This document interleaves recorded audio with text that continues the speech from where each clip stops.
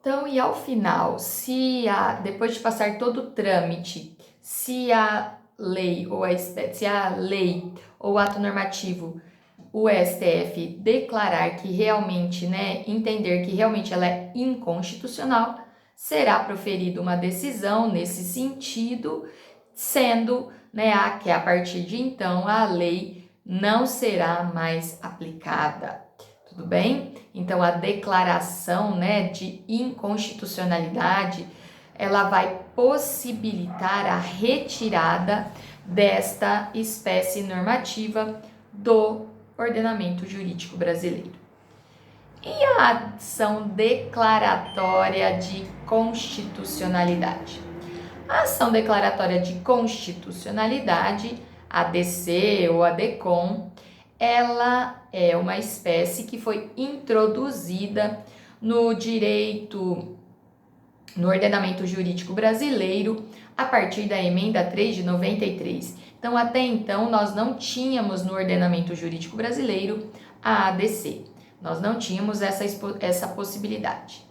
Para que serve? Qual é o objeto de uma ADC? Declarar a constitucionalidade da lei ou de ato normativo federal. Grifem aí, no material de vocês está até em vermelho, mas grifem aí. A DIN, ela pode ser objeto, lei ou ato normativo federal e estadual.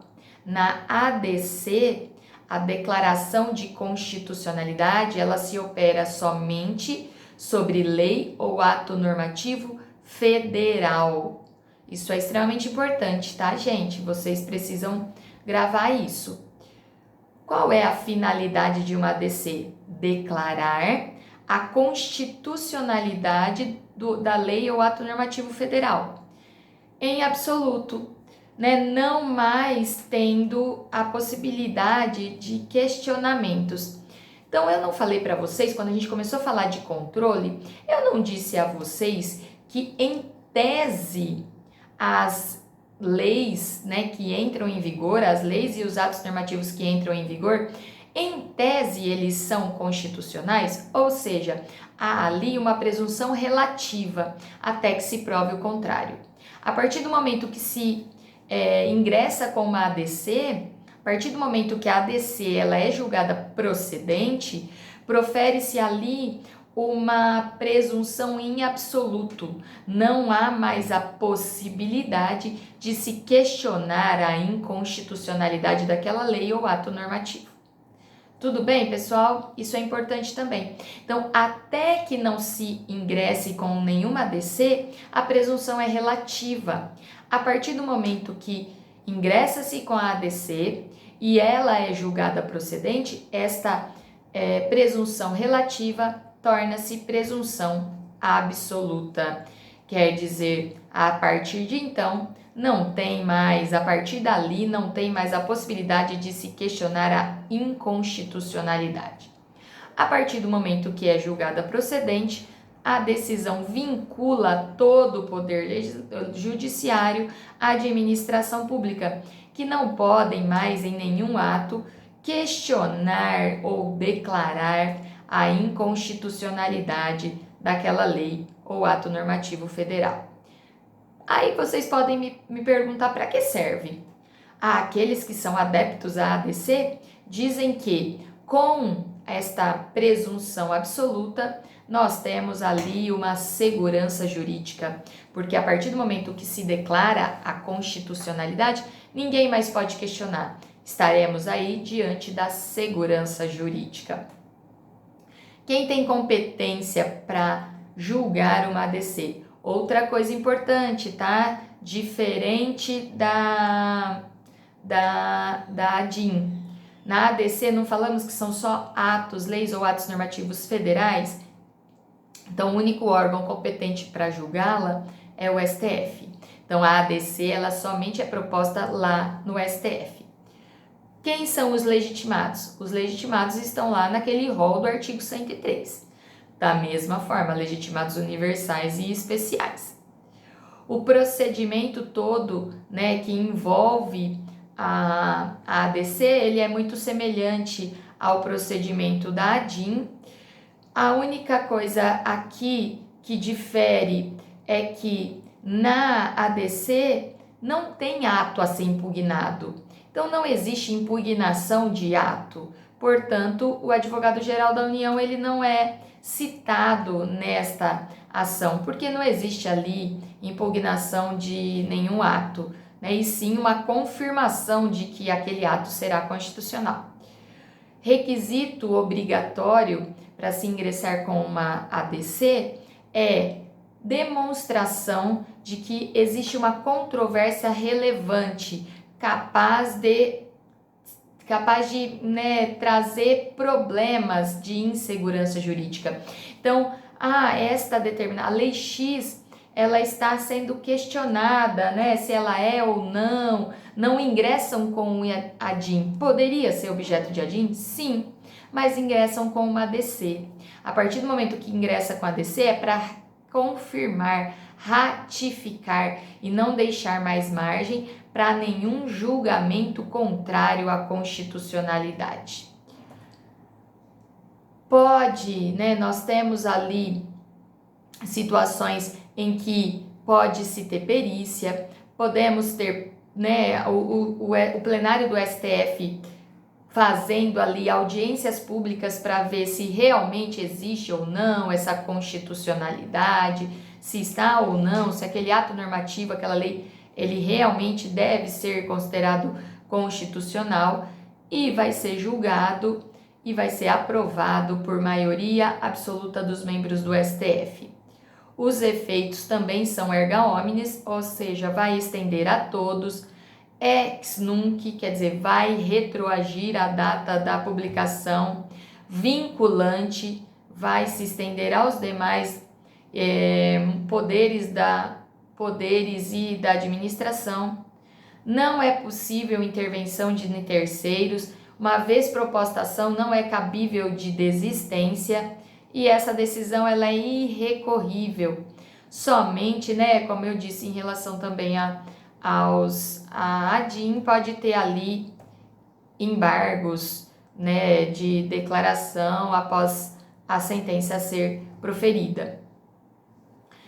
Medida cautelar em ADC, o STF também, por decisão da maioria absoluta dos membros, pode pedir, pode deferir o pedido de medida cautelar, que vai determinar que os juízes e tribunais suspendam todos os processos envolvendo a aplicação daquela lei ou ato normativo. Isso é muito interessante e a gente se depara com situações desse tipo. Não sei se vocês já tiveram, a gente vai falar mais sobre isso na aula no Teams, tá?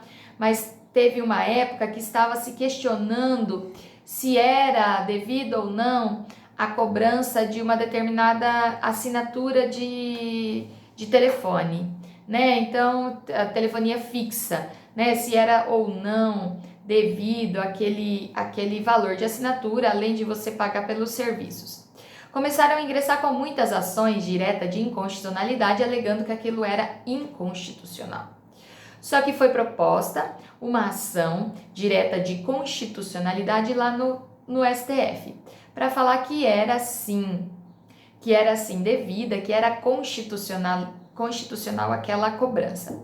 A partir do momento que entrou, foi pedido medida cautelar, foi deferida pelo Supremo, todas as ações tiveram o seu curso suspenso. Para quê? Para evitar decisões contraditórias. Então, a partir do momento que alguém ingressa com um dos legitimados, ingressa com uma ADC e é conferido a medida cautelar, é conferido o efeito cautelar a esta ADC, todos os órgãos do Poder Judiciário, eles dão conhecimento a eles que eles precisam suspender as ações que estão sendo propostas. Para quê? Para que evite decisões contraditórias.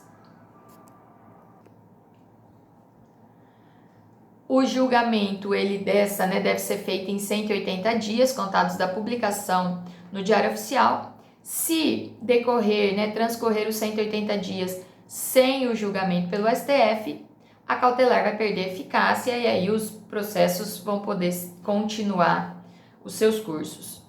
Os efeitos, eles são vinculantes e erga omnes, tendo em vista o poder geral de cautela conferido ao STF. Tudo bem, pessoal? Principais dicas da ADC. Ela somente diz respeito a atos, leis ou atos normativos federais. E ela só vai ser proposta no STF. E o que é uma ADPF? Ação direta ação de descumprimento de preceito fundamental. ADPF. Ela também foi introduzida no ordenamento jurídico brasileiro em 93, através da emenda 3. Existe aí, né, ela tem a legislação pertinente, o parágrafo 1º do 102 e também a lei 9.882 de 99. Contudo, não existe um conceito de preceito fundamental. Esse conceito, conceituar preceito fundamental, é algo que vai caber à doutrina e à jurisprudência. Portanto, é algo aberto. O que é preceito fundamental? Tem um doutrinador constitucional, o Ad Bulos, que ele diz que qualificam-se fundamentais os grandes preceitos que informa o sistema constitucional, que estabelecem comandos basilares e imprescindíveis à defesa dos pilares da manifestação constituinte originária, tá? É uma ação muito ampla, pessoal. A ADPF é a ação do controle concentrado mais ampla que nós temos. E ela também é subsidiária, ou seja, o que não couber em ADIM, o que não couber em ADC, vamos entender que cabe a DPF, tá? Por quê? Porque preceito fundamental é aberto, preceito fundamental deve o legitimado entender o que é cabível por preceito fundamental. Então, é algo novo que também foi inserido na Constituição Federal de 1988.